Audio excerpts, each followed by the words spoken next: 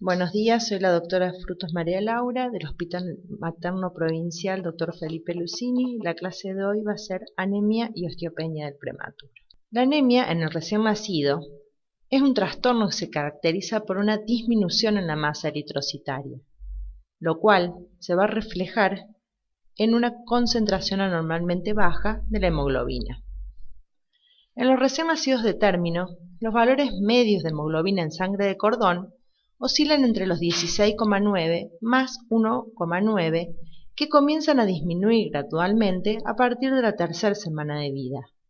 Estos alcanzan su valor más bajo entre las 8 y 12 semanas de vida, llamada la anemia fisiológica, que llega a valores de 9,5 a 11 gramos por decilitro. El recién nacido pretérmino, los valores normales de hemoglobina en sangre de cordón oscilan entre 15,9 más 2,4. Alcanzan el valor más bajo entre las 6 y 8 semanas de vida, de 7 a 10 gramos por decilitro. ¿Cuáles son los factores predisponentes a la anemia del prematuro? En el 80% es por iatrogenia, o sea, por la gran extracción de sangre que hacemos para control de estos niños. Por la gran velocidad de crecimiento que tienen estos, que se asocian a un aumento importante del volumen sanguíneo. A la menor vida que tiene el glóbulo rojo del recién nacido con respecto al del adulto, y a la reticulopenia, hipoplasia medular, más niveles de eritropoyetina muy bajos en relación con el grado de anemia. La eritropoyetina. Hace algunos años se promovió la utilización de esta. ¿En qué se basó? En uno de los factores más importantes de la fisiopatología de la anemia del prematuro, que es la inadecuada producción de eritropoyetina. Se hizo un metaanálisis de Cochrane, donde se comparó el uso precoz de la eritropoyetina antes de los 8 días de vida versus el uso tardío de esta, después de los 8 días. Se confirmó que hubo un efecto positivo en el uso de la terapia con eritropoyetina. ¿En qué? Hubo una reducción favorable en el número de transfusiones, en el volumen de sangre transfundida y en la exposición de donantes, pero hubo una mayor incidencia en la retinopatía del prematuro en su etapa número 3. Actualmente no se utiliza en forma rutinaria y para eso se propuso un uso más conservador en las transfusiones de estos prematuros. Con respecto a la ligadura de cordón, es controvertida la situación. No hay una demostración clara de riesgos o beneficios en una ligadura tardía en un paciente deprimido, por lo que solo se recomienda la ligadura tardía en estos que no requieren reanimación. Los criterios transfusionales: si tenemos un paciente con un hematocrito de un 35% y una hemoglobina de 11 gramos, solamente se transfundirá si éste está en RM con una presión de vía aérea mayor de 8 y una FiO2 mayor de 40.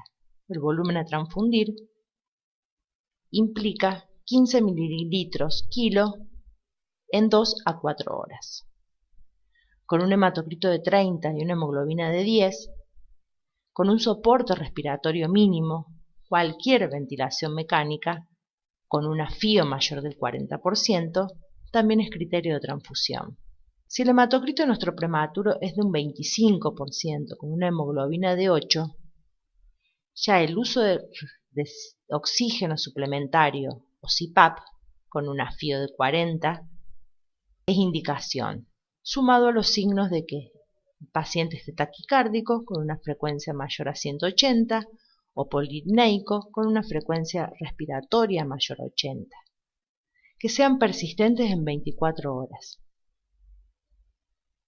Una ganancia ponderal menor de 10 gramos kilo en los últimos 7 días, recibiendo el aporte calórico adecuado. Un aumento en los episodios de apnea y bradicardia, por lo menos 9 en 24 horas o más de 2 que hayan requerido en 24 horas reanimación con bolsa y máscara. O la necesidad de cirugía. En este caso, la transfusión es de 20 mililitros kilo en 2 a 4 horas. Con un hematocrito menor de 20 y una hemoglobina menor de 7 gramos, si el paciente está asintomático y tiene un recuento absoluto de reticulocitos menor de 1000, tiene indicación. ¿Qué debemos hacer antes de transfundir a nuestro paciente? Confirmar la serología negativa de rutina, BDRL sífilis, hepatitis, HIV, Chagas y citomegalovirus. Utilizar filtros para leucocitos e irradiar el hemodiderivado. Dentro de las estrategias para disminuir la necesidad de transfusiones se encuentran reducir las extracciones de muestras sanguíneas al mínimo necesario. Siempre en la etapa de crecimiento de recuperación nutricional o catch-up, lo que sabemos hacer es los controles de crecimiento, realizarlos con una frecuencia entre 10 a 15 días. Utilizar el monitoreo no invasivo. Técnicas de laboratorio que utilicen el micrométodo. Utilizar criterios transfusionales estrictos para nuestros pacientes. Bolsas satélites de donante único. Y administrar hierro oral a partir de los 15 días de vida.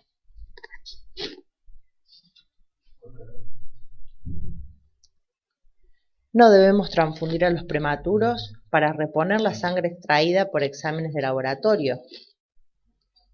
Y no debemos transfundir solo por un hematocrito bajo. Osteopenia.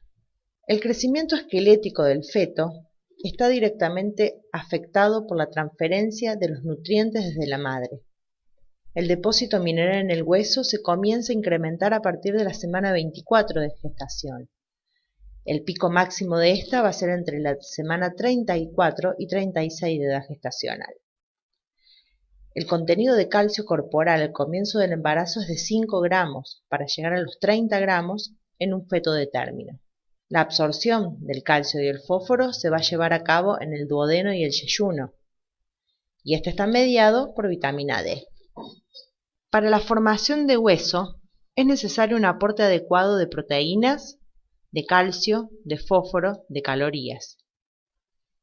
Y en el último trimestre de gestación es donde se intensifica intraútero los depósitos de hidroxipatita sobre los huesos con un flujo elevado de calcio que va a producir una hipercalcemia relativa en el feto. ¿Qué sucede en el prematuro? ¿Cuáles son las causas de la osteopenia? Son la pérdida de la transferencia mineral materno-fetal del último trimestre de gestación, alteraciones en la absorción del calcio y en la excreción del calcio, y un déficit en la suplementación postnatal de estos. Un 30% de los recién nacidos con menores de 1500 gramos va a presentar una hipomineralización ósea, mientras que los menores de 1000 gramos, el 50% de estos va a presentar hipomineralización. ¿Cuáles son los factores que comprometen a la mineralización esquelética? Los periodos prolongados de intolerancia enteral. Para esto necesitamos suplementarlos mediante nutrición parenteral y colocar en algunos casos débito continuo para mejor tolerancia. Alteración de la función hepática que tienen los prematuros, la administración prolongada de diuréticos con pérdidas, corticoides o santinas, la displasia broncopulmonar, la enterocolitis necrotizante y los episodios de sepsis tardía. Para diagnóstico se utiliza la fosfatasa alcalina. Esta va a promover la formación de hueso porque libera fosfato hacia la matriz ósea. Esta es patológica cuando sus niveles son mayores de 800 a 1000 unidades. Los anticuerpos monoclonales, que permiten valorar con mayor exactitud la isoforma ósea, hipocalcemia, hipofosfatemia, hipercalciuria. Las radiografías convencionales no van a poder detectar la hipomineralización hasta que la pérdida de esta sustancia ya sea mayor al 30 o 40% de la densidad ósea, o sea que el diagnóstico radiológico, cuando se confirma, es muy grave. El requerimiento diario de fósforo es de 60 a 70 miligramos kilo, Su ingesta diaria debe superar los 140 miligramos, mientras que el calcio entre los 120 y 140 con una ingesta necesaria mayor al 250. Vitamina D, dosis habitual de 400 a 500 unidades día. ¿Qué debemos hacer para monitorizar a nuestro paciente? Debemos pedir cada 15 días, mientras dura el catch-up o hasta las 40 semanas de edad corregida y con un peso mayor a 3.500 gramos, fosfato, calcio y fosfatasa alcalina. Realizar control radiológico, calcio y fósforo en orina cada 30 días, una densitometría ósea y ecografía renal en busca de cálculos. ¿Se deben suplementar estos pacientes? Los pacientes sanos que tengan un peso mayor a 1.500 gramos no debemos suplementarlos con calcio y fósforo. Debemos contar, descontar y valorar la cantidad de calcio y fósforo que reciben por leche.